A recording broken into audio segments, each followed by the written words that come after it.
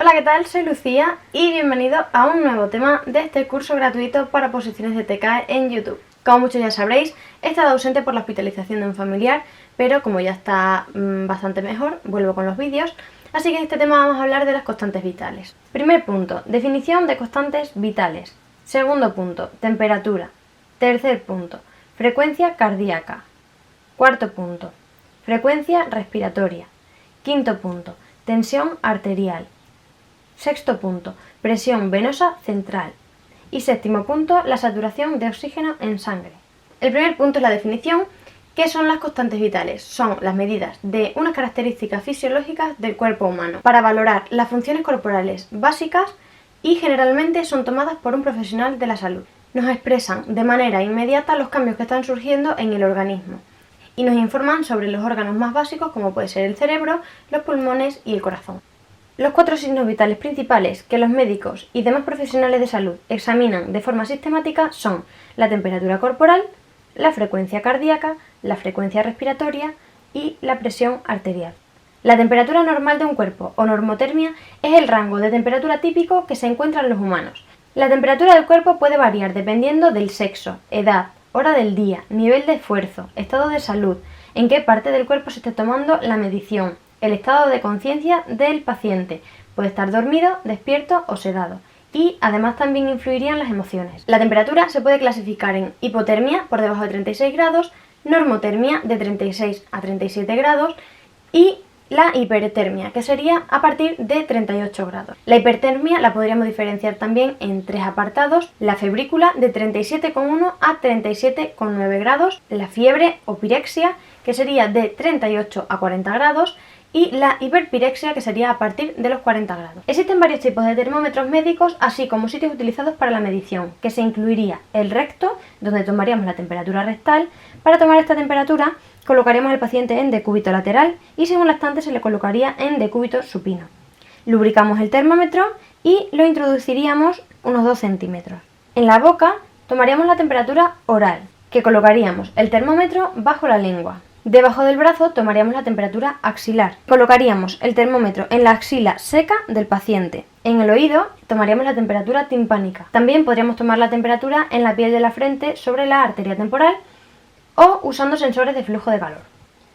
La frecuencia cardíaca es el número de contracciones del corazón o pulsaciones por unidad de tiempo. Se mide en contracciones bien determinadas, puede ser en reposo o en actividad, y se expresa en pulsaciones por minutos a nivel de las arterias periféricas y en latidos por minuto a nivel de corazón.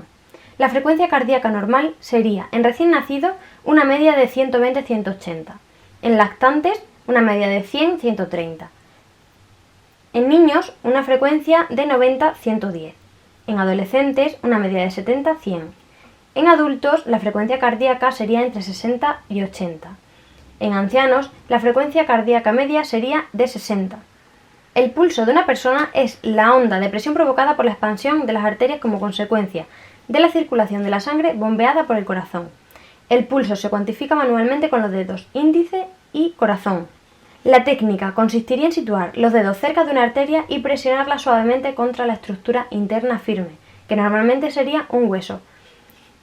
Las diferentes zonas de medición de pulso son: el pulso temporal, situado sobre la sien; el pulso carotídeo, en el cuello, sobre la arteria carótida. Además, las dos arterias carótidas de la misma persona no deben palparse simultáneamente, para evitar riesgo de síncope o isquemia cerebral. Pulso apical, sobre la línea media clavicular izquierda. El pulso humeral, sobre la arteria humeral. El pulso braquial, entre el bíceps y el tríceps. El pulso radial, está situado en la cara anterior y lateral de las muñecas, entre el tendón del músculo flexor radial del carpo y la apófisis estiloide del radio. El pulso cubital, en el lado de la muñeca más cercano al meñique. El pulso femoral, se sitúa en el muslo sobre la arteria femoral. Pulso popliteo, bajo la rodilla en la fosa poplitea.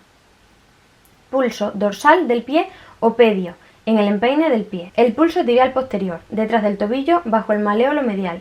Cuarto punto, la frecuencia respiratoria. La frecuencia respiratoria es el número de respiraciones que realiza una persona durante un periodo de tiempo que normalmente sería 1 minuto.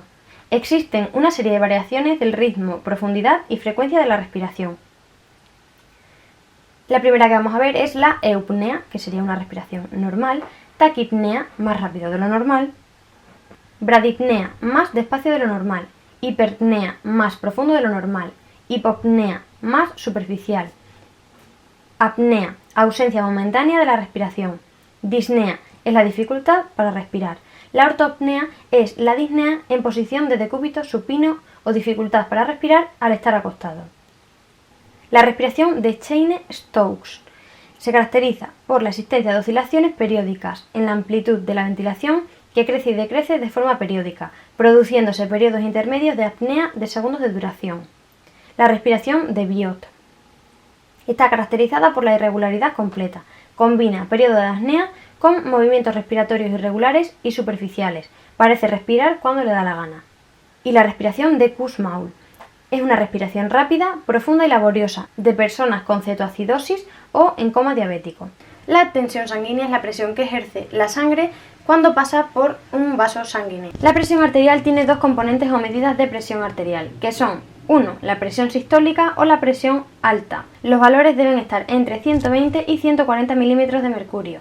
La segunda es la presión diastólica o la baja y debe estar entre 60 y 90 milímetros de mercurio. Si tenemos la presión sistólica en más de 140 y la presión diastólica en más de 90, tendríamos hipertensión arterial. Si tenemos la presión sistólica en más de 140, pero la diastólica la tenemos en los valores normales, tendríamos hipertensión sistólica.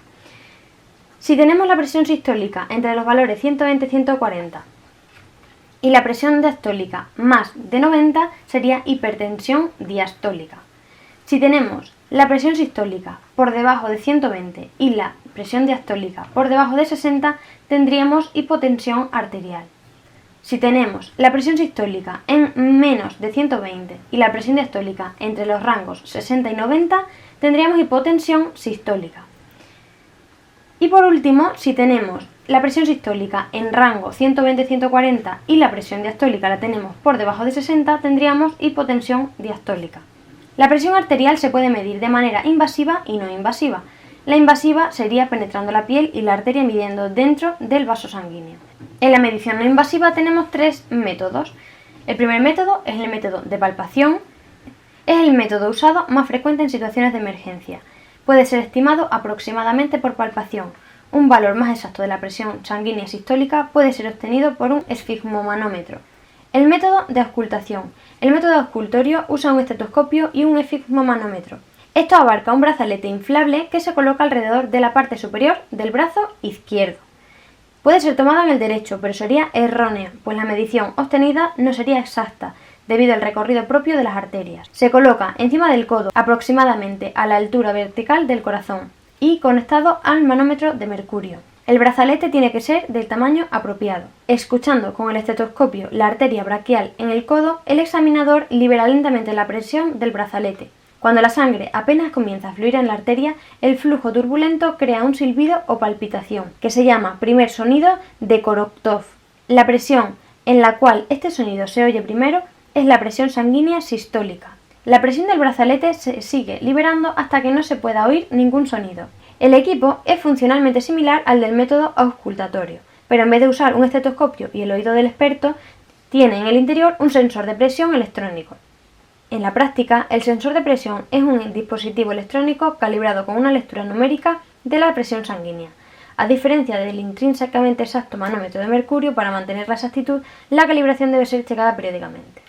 En la mayoría de casos, el brazalete es inflado y desinflado por una bomba y una válvula operadas eléctricamente, que se pueden ajustar en la muñeca, que debería estar elevada a la altura del corazón. La presión sanguínea arterial es más precisamente medida invasivamente a través de la línea arterial. Se utilizan cánulas intravasculares, que implican la medición directa de la presión arterial colocando una aguja de cánula en una arteria, usualmente en la radial, femoral, dorsal del pie o braquial. Esto se hará en un hospital, generalmente por un anestesiólogo o cirujano. La canulación para el monitoreo invasivo de la presión vascular está frecuentemente asociada a las complicaciones como trombosis, infecciones y hemorragias.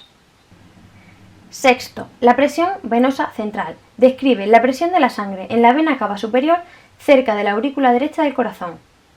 Refleja la cantidad de sangre que regresa al corazón y la capacidad del corazón para bombear la sangre hacia el sistema arterial.